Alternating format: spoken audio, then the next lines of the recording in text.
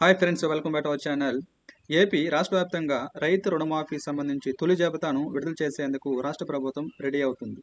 ఇక నేరుగా రుణమాఫీ అమౌంట్ను విడుదల తర్వాత అకౌంట్లోకి జమ అవుతుందని రైతులకు ప్రభుత్వం తరపున తెలియజేయడం జరిగింది.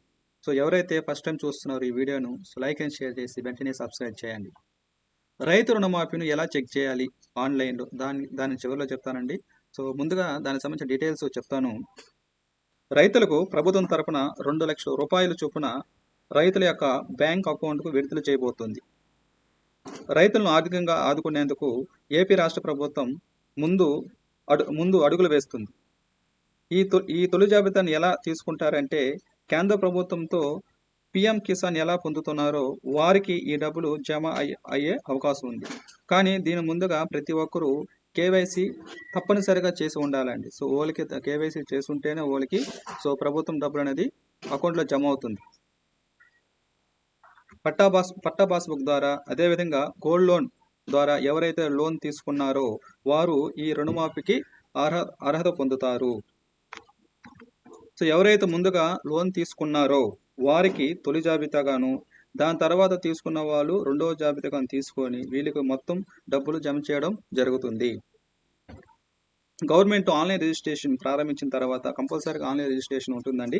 సో ఎవరైతే లోన్ తీసుకున్నారో వాళ్ళ యొక్క రిజిస్టర్ అయ్యి రుణమాఫీ డబ్బులు పొందవచ్చును.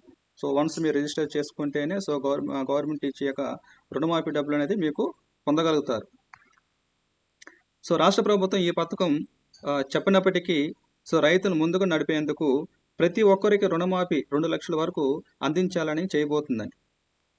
సో రుణమాఫీ పథకాన్ని అధికారికంగా ప్రకటించి రైతుల ఖాతాలో డబ్బులు జమ చేయబోతుంది. సో దీనికి ముందుగా కేవైసీ తప్పనిసరిగా అప్డేట్ చేసి పెట్టుకోవాలి.